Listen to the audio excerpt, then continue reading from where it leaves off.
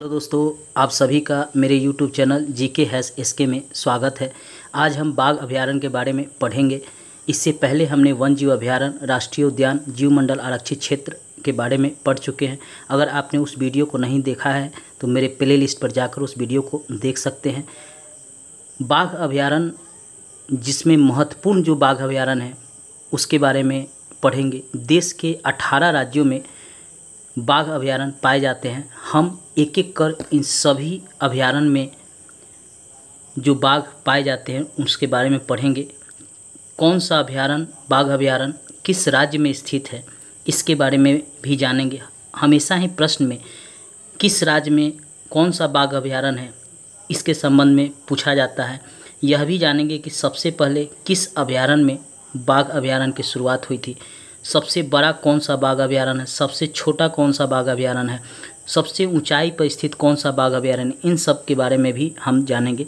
इस वीडियो को लास्ट तक देखिएगा, लाइक सब्सक्राइब और शेयर कीजिएगा। सब्सक्राइब कर घंटी जरूर दबाइएगा ताकि अगला वीडियो आप तक पहुंच सके। दोस्तों को भी शेयर कीजिएगा, फेसबुक व्हाट्सएप पर भी इसे शेयर कीजिएगा। धन्यवाद दोस्तों। भारत को इसके लिए विश्व वन जीवन कोष से सहायता प्राप्त होता है। जितने भी बाघ अभयारण्य हैं उसके लिए विश्व वन जीव कोष से भारत को सहायता मिलता है। राजस्थान के जोधपुर निवासी कैलाश सांखला के नेतृत्व में पहली बार इंदिरा गांधी ने प्रोजेक्ट टाइगर की शुरुआत 1973 में कहाँ किया था? जिम कॉर्बेट, जो उत्तराखंड में है, यहीं पे शुरुआत किया था। किस प्रधानमंत्री ने? तो इंदिरा गांधी ने। हमेशा प्रश्न पूछता है कि किस प्रधानमंत्री के कार्यकाल में टाइगर प्रोजेक्ट की शुरुआत हुई थी? तो इंदिरा गांधी के कार्यकाल में। कब? तो 1973।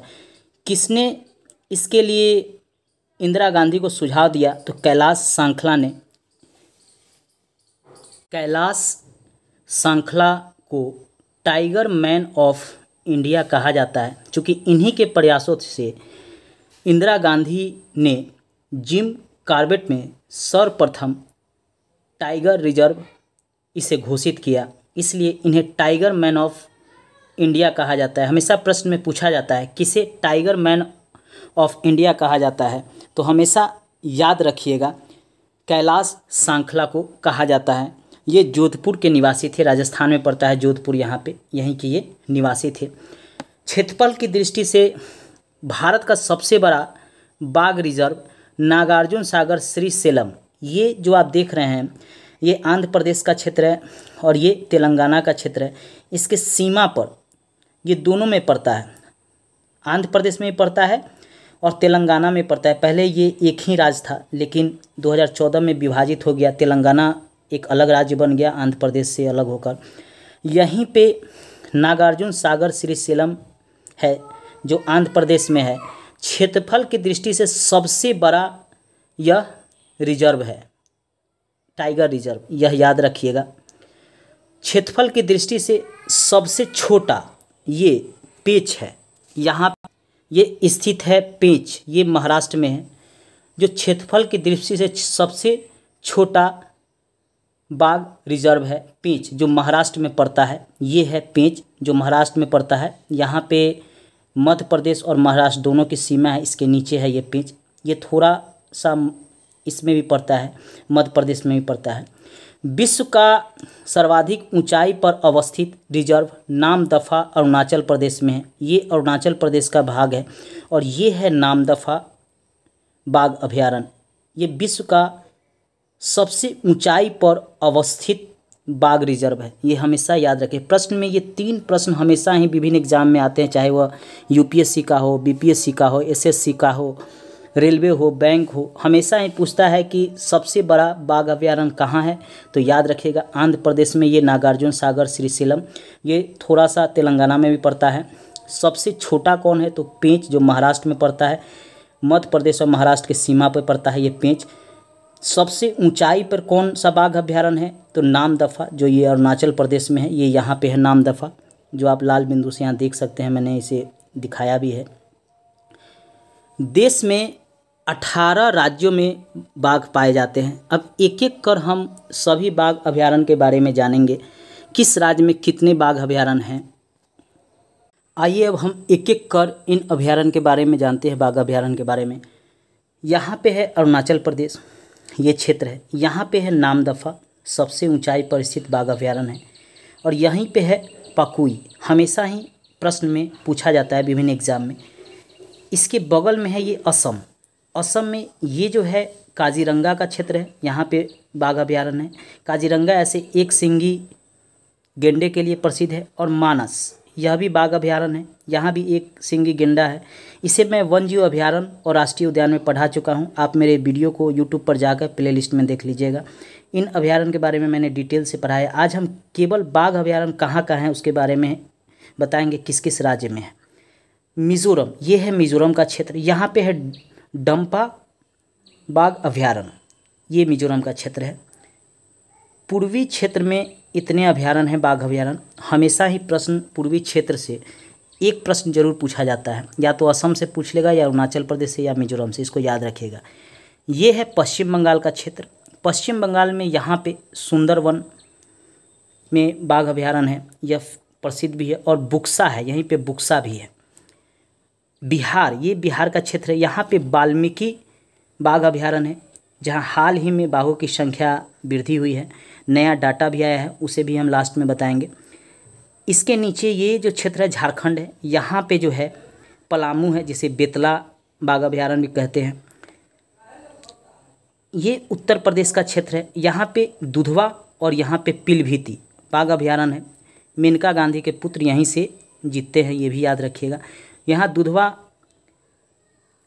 बाघ अभयारण्य जो है बहुत प्रसिद्ध है। दुधवा राष्ट्रीय उद्यान के बारे में हम पढ़ा चुके हैं, अभयारण्य के बारे में, दुधवा अभयारण्य के बारे में, उसे भी जाकर आप देख लीजिएगा मेरे यूट्यूब पर प्लेलिस्ट में जाकर। इसके बगल में ही है ये उत्तराखंड, जहाँ पे जिम कॉर्बेट है, जो प्रथम बाघ अभयारण्य भी है। इसके ऊपर में राजा जी है, जो उत्तर प्रदेश और उत्तराखंड के यहाँ पे बॉर्डर पे है, लेकिन यह राजा जी उत्तराखंड में ही माना जाता है। ये राजस्थान का क्षेत्र है। यहाँ पे सरिस्का बाघ अभयारण्य है, और यहाँ पे रणथंभौर बाघ अभयारण्य फेमस है। इसके अलावा यहाँ पे वन्यजीव भी हैं, जिसके बारे में पढ़ा चुका हूँ। आप मेरे वन्यजीव अभयारण्य और राष्ट्रीय उद्यान को मेरे प्लेलिस्ट में जाकर देखेंगे तो इसके बारे में डिटेल वहाँ पे पता चल जाएगा। यहाँ पे भी बाघ है और यहाँ पे भी बाघ है।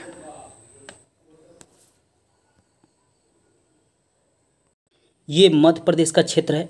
इसे टाइगर स्टेट भी कहते हैं, क्योंकि यहाँ पे बाघ अभयारण्य सबसे अधिक है। सबसे ऊपर यहाँ पे पन्ना है, यहाँ पे पेच है,